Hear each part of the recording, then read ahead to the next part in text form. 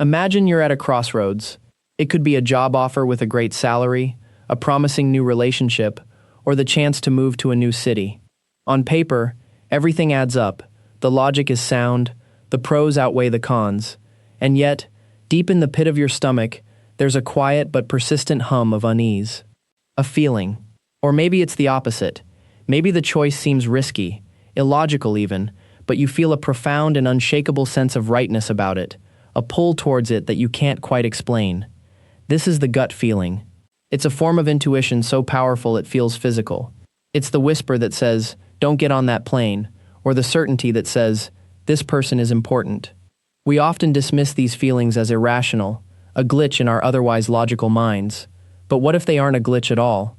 What if they are the product of a deeply intelligent system, a form of ancient computation that has been safeguarding our species for millions of years? To understand what a gut feeling is, we have to look past the brain in our head and journey down into the surprising, complex, and intelligent world of our own biology. It turns out, you have a second brain, and it's not in your skull. This isn't a metaphor, it's a neurological fact. Woven into the walls of your digestive tract, from your esophagus to your colon, is a vast and intricate network of neurons called the enteric nervous system, or ENS. This network is so extensive that it contains over 100 million nerve cells, more than are in your entire spinal cord, or the peripheral nervous system. It's a brain in its own right, so complex that it can act independently, learning, remembering, and making decisions without any input from the brain in your head. Its primary, day-to-day job is managing the incredibly complex task of digestion. It controls the mechanical churning of your stomach, coordinates the release of digestive enzymes, and monitors the chemical breakdown of your food. Essentially, the ENS operates a sophisticated chemical analysis plant inside you, 24 hours a day. It's constantly sensing the nutrients, toxins, and microbial life passing through your system. But its role goes far beyond simple plumbing. This second brain is also a major player in our emotional and mental lives. It is the biological bedrock of our gut feelings. So, we have two brains. How do they communicate?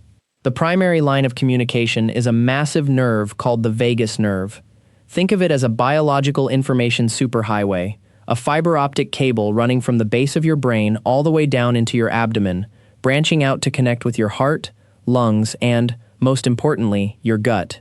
For a long time, scientists assumed this was a top-down command system. The main brain sent orders, and the gut simply executed them. But when we developed the technology to actually measure the traffic on this highway, we discovered something astonishing. Evidence suggests that somewhere between 80 to 90% of the nerve signals on the vagus nerve are not traveling down from the brain to the gut. They are flowing up, from the gut to the brain. Your second brain is constantly talking to your first brain, and it has a lot to say. It's sending a ceaseless, high-fidelity stream of data about the state of your body. It's reporting on everything from the nutrients you've absorbed to the presence of inflammatory molecules or invading bacteria. It's providing a raw, unfiltered feed of your fundamental biological state. This is not information that arrives in the form of thoughts or words. It arrives as something far more primal, feeling. To understand this, we need to look at the chemistry of emotion. Your brain uses chemicals called neurotransmitters to regulate your mood. The most famous of these is probably serotonin, often called the feel-good or happiness molecule. It's crucial for feelings of well-being, calm, and contentment. You might assume that most of your body's serotonin is produced in your brain, but it turns out that's not true. Over 90% of your body's serotonin is manufactured and stored in your gut by the very cells that make up your second brain. The same goes for other critical neurotransmitters, like dopamine, which is associated with reward and motivation. The gut is a major chemical factory, and the products it manufactures have a direct and powerful influence on your state of mind.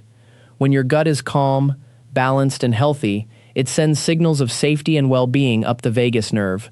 The brain receives this data and interprets it as a feeling of contentment, or even happiness.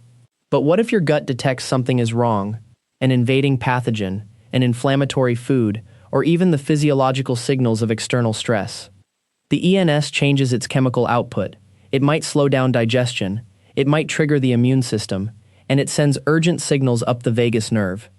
Your brain doesn't receive a detailed memo saying, potential microbial threat detected in the lower intestine. Instead, it receives a raw, hard-to-ignore signal of distress. It receives this information as a feeling of anxiety, a low-grade hum of dread, or a sudden, sharp sense of unease. This is the physiological origin of that knot in your stomach you feel when you're nervous. It's not your imagination, it's your gut-brain axis in action. Your second brain is telling your first brain that something, somewhere, is not right. But this still doesn't explain the whole picture. A feeling of anxiety isn't the same as an intuition to turn down a specific job. How does this general biological signal become a specific, actionable gut feeling? This is where the brain in your head re-enters the story, but not the part of it you're consciously aware of. Your conscious mind is very good at focused, logical tasks, but it's also incredibly slow and has a very limited processing capacity. Beneath this conscious surface, however, lies the vast, powerful machinery of your unconscious brain. Over the course of your life, your unconscious has been quietly recording everything. Every face you've seen, every conversation you've had, every mistake you've made, every subtle social cue, every success, every failure. It's a database of experience so immense it would be impossible to consciously access. Essentially, your brain is a world-class pattern recognition engine. It is constantly scanning your present environment and comparing it, at lightning speed, to the trillions of data points in its stored experience. A gut feeling is what happens when these two systems, the visceral signaling of the gut and the unconscious pattern matching of the brain, converge. Imagine you meet someone new. Consciously, you're listening to what they're saying, but unconsciously, your brain is processing thousands of other variables. The subtle flicker in their eyes, the slight tension in their smile, the cadence of their voice, the way they hold their body. Your unconscious mind then scans its vast library of past human interactions and finds a pattern. It finds a match. Maybe this person's particular combination of traits is subtly similar to someone from your past who proved to be untrustworthy.